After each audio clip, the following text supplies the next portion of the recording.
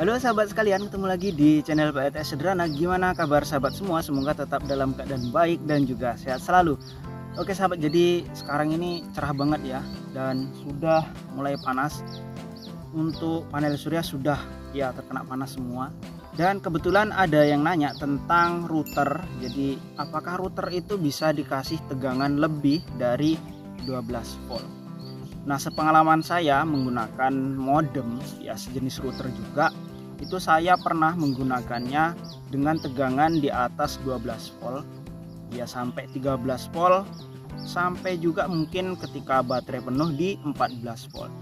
Nah, untuk awal-awal ya, dari pertama beli sampai sekitar setahunan itu aman ya untuk routernya, karena memang routernya ini support di 12 volt. Untuk beberapa router itu biasanya ada yang tegangannya di 9 volt dan ada juga yang mungkin di 6 volt ya. Jadi harus dicek dulu routernya itu adaptor chargernya berapa volt. Jika sudah 12 volt ya mungkin langsung ke baterai itu bisa. Cuman biasanya toleransinya itu dekat ya, nggak sampai 14 volt. Jadi ketika terus-terusan dikasih voltase di atas 13 volt bisa jadi cepat rusak dalam jangka panjang.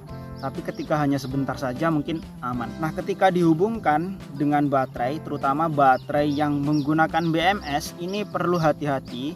Karena ketika BMS-nya cut off, nanti tegangan dari SCC itu bisa melonjak di atas 14 volt yang mengakibatkan router ini rusak. Karena toleransi voltase ini terlalu jauh, dari 12 volt melonjak sampai mungkin 15 volt karena BMS dari baterai ini cut off. Tapi ketika menggunakan aki kemungkinan masih aman karena ada yang menahan supaya voltase itu tidak langsung melonjak tinggi. Dan saran saya supaya aman routernya ini, usahakan dikasih step down lagi ya, jadi bisa diatur voltasenya sesuai dengan adaptor bawaan dari routernya. Jadi bisa diatur ke 12 volt ataupun voltase di bawahnya. Jadi untuk tegangan yang ada di baterai ataupun di aki itu nggak langsung masuk ke routernya, harus melewati step down dulu.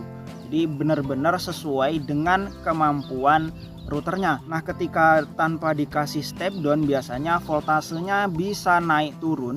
Ini juga bisa mengakibatkan untuk routernya ini cepat rusak. Jadi ya saran saya beliin step down, nggak perlu yang besar. Yang 5 amperan juga sudah cukup. Palingan harganya sekitar 10 sampai 20 ribuan.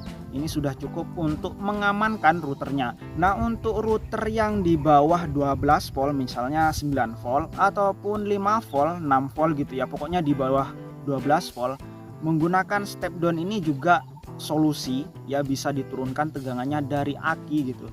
Nah, ini lebih aman karena untuk tegangannya lebih stabil tanpa harus mengikuti tegangan naik turun yang ada di baterainya. Jadi lebih aman menggunakan step down. Ya usahakan step downnya ya 5 ampere ya, jangan di bawahnya, karena nanti ketika penggunaan internet yang tinggi biasanya wattnya juga akan ikut tinggi dan ini juga mengakibatkan step downnya bisa panas. Jadi usahakan ya minimal 5 ampere ya. Untuk 5 ampere yang biasa-biasa saja itu ya sekitar 10.000 sampai 20.000. Ini sudah aman banget untuk menjaga routernya.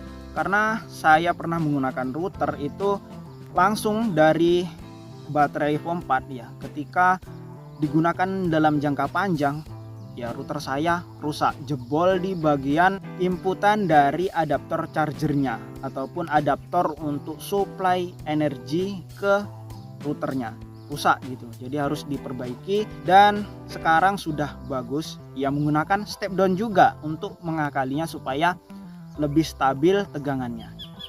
Dan saya rasa cukup sekian dulu ya untuk pembahasan apakah router ini bisa langsung menggunakan tegangan aki yang voltasenya naik turun.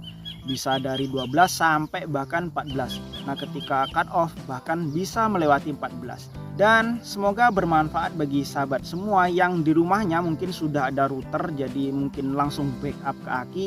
Ya usahakan ditambahkan step down biar aman dalam jangka panjang. Oke sahabat, jika perlu belanja beberapa komponen PLTS, coba cek di pin komentar dan di deskripsi. Saya sudah meletakkan beberapa link yang mungkin cocok bagi sahabat. Dan sampai jumpa lagi pada video berikutnya.